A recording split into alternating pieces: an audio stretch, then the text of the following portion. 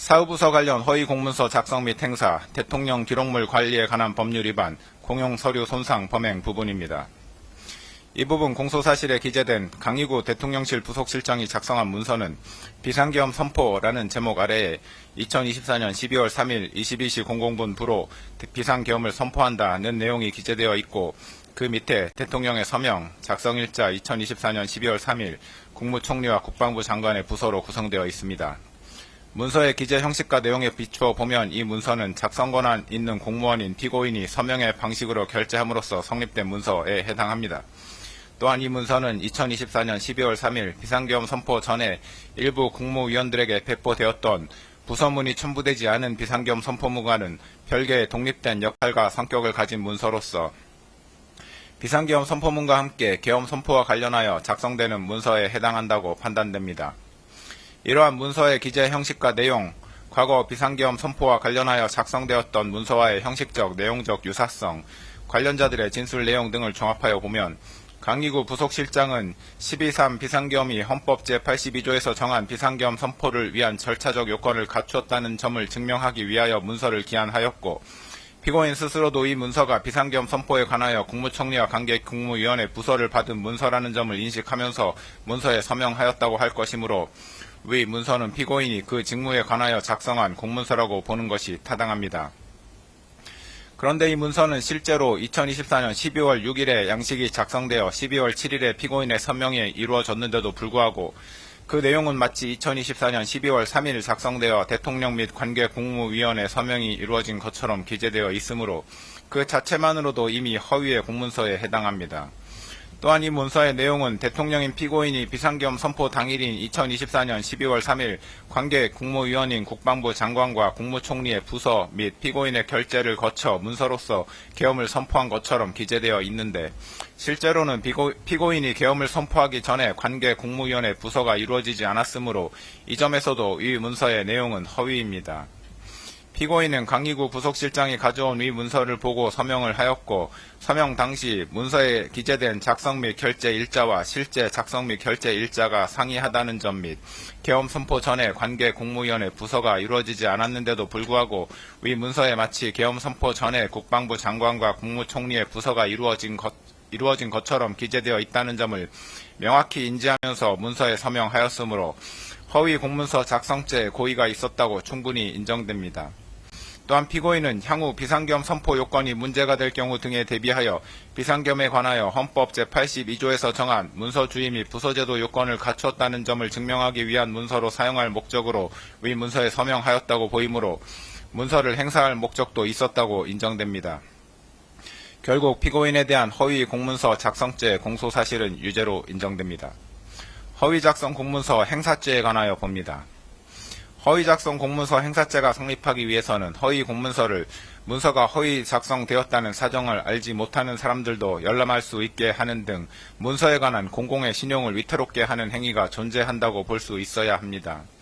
그런데 강희구 부속실장은 2024년 12월 7일 작성한 부서문서에 대한 서명이 완료된 후 이를 자신의 사무실 책상 서랍 안에 보관하였다가 한덕수 국무총리에게서 폐기 요청을 받고서 피고인에게 이를 보고한 후 2024년 12월 10일 폐기하였습니다. 강희구 부속실장은 그동안 이를 다른 사람에게 제시하거나 외부에 공고 내지 제출하는 등의 행위는 하지 않았던 것으로 보입니다. 이러한 사정만으로는 위 문서가 허위 작성되었다는 사정을 알지 못하는 다른 사람들이 해당 문서를 열람할 수 있는 상태에 있었다고는 볼 수 없으므로 문서에 관한 공공의 신용을 위태롭게 하는 행위가 존재하였다고 보기 어렵습니다. 따라서 이 부분 공소사실은 범죄 증명이 없어 무죄라고 판단됩니다. 대통령 기록물 관리에 관한 법률 위반죄 및 공용서류 손상죄 부분입니다. 대통령 기록물 관리에 관한 법률 제2조 제1호는 대통령 기록물을 대통령의 직무 수행과 관련하여 대통령 등의 기관이 생산, 접수하여 보유하고 있는 기록물이라고 정의하고 있습니다.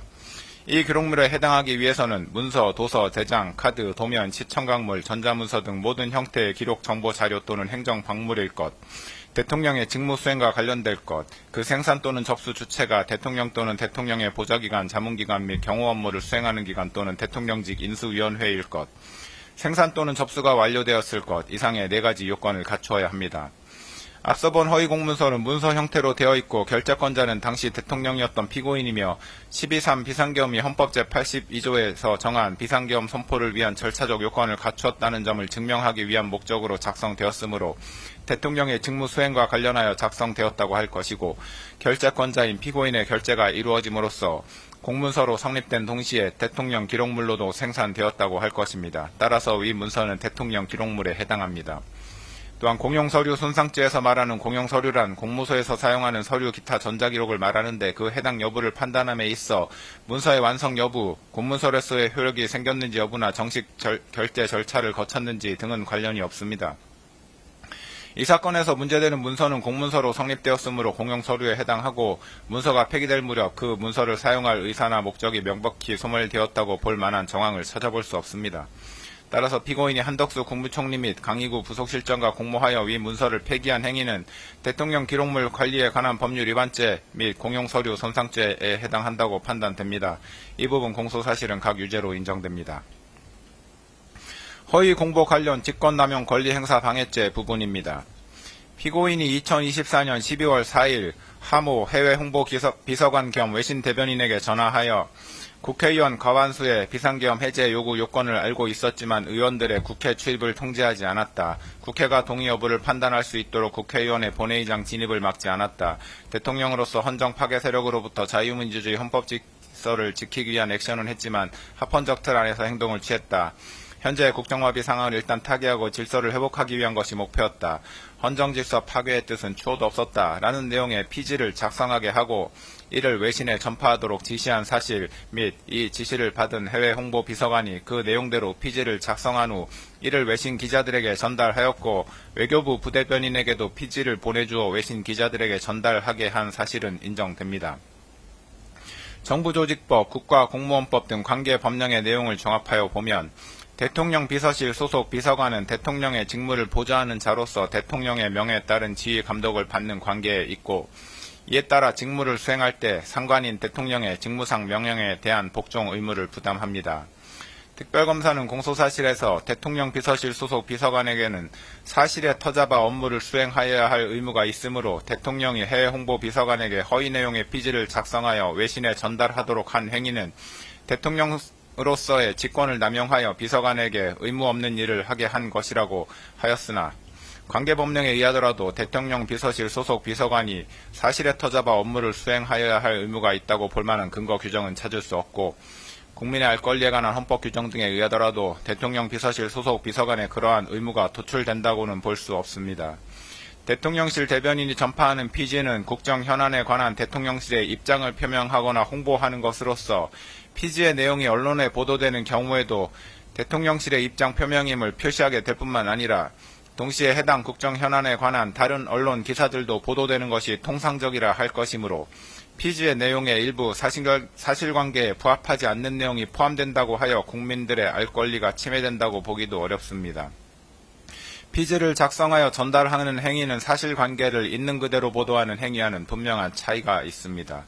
대통령의 명령에 따라 피지를 작성 및 전파하는 해외 홍보 비서관으로서는 특정 현안에 관한 대통령의 입장을 가능한 한 신속하고 정확하게 작성하여 외신 등에 전달하여야 할 의무를 부담할 뿐 대통령이 전달을 요청한 입장 내용 중 사실관계에 관한 내용이 있는지 여부를 가려내거나 사실관계와 일치하지 않는 내용이 있는지 여부까지 판단할 권한 또는 의무가 있다고 볼 수 없습니다. 결국 이 사건에서 피고인의 피지 전파 지시를 받은 해외 홍보 비서관에게 피지의 내용이 허위인지 여부를 판단하여 그 내용을 수정하여 전달하거나 전달을 거부할 의무가 있었다고 볼 수 없으므로 이 부분 공소사실은 범죄 증명이 없어 무죄라고 판단됩니다.